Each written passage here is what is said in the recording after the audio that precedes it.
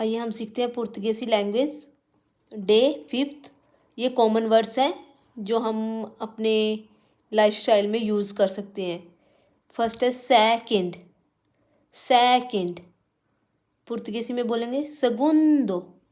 segundo minute, minuto, minuto, minuto, hora, hora, hora, हावर को बोलेंगे ओरा, H silent रहेगा, ओरा।